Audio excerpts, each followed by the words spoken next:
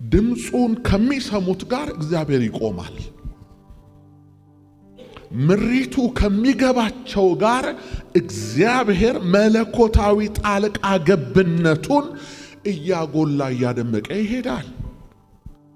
እግዚአብሔር ሲናገራቸው ከማይሰሙት ጋር በጎች ነን እያሉ የእረኛቸውን ድምፅ ለመስማት ከደነቆሩት ጋር ጊዜ አያጠፋም እንጂ እግዚአብሔር የማይናገረው እኮ የለም።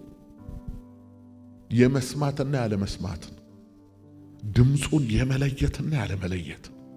ወዳጆቼ በአዲስ ኪዳን ሕይወት እኛ በገባንበት በዚህ ዓለም ትልቁ የመጨረሻው ክብር የእግዚአብሔርን ድምፅ እየሰሙ መውጣት መግባት ነው። ከምሪቱ ጋር መሆን ጤና ነው።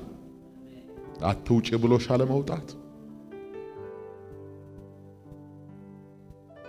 አታድርግ ብሎ አለማድረግ ጤና ነው። ይህንን ድምፅ ተላልፈ ባደረከው ጊዜ የአንድ ወር አይደለም የዕድሜ ዘመንህን ጸጸት ነው የምታተርፈው።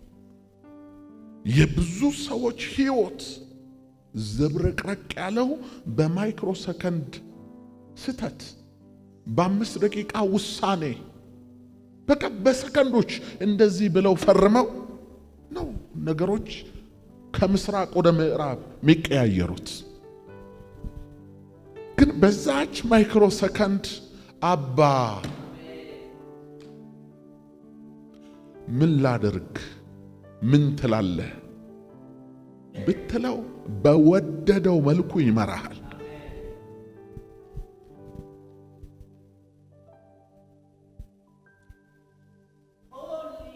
ከሞት ዳን ነው እንዳንመራ ሆነን እንድንኖር አይደለም።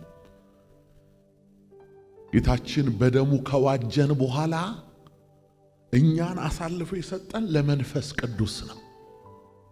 ወደ እውነት ሁሉ ይመራችኋል። ወደ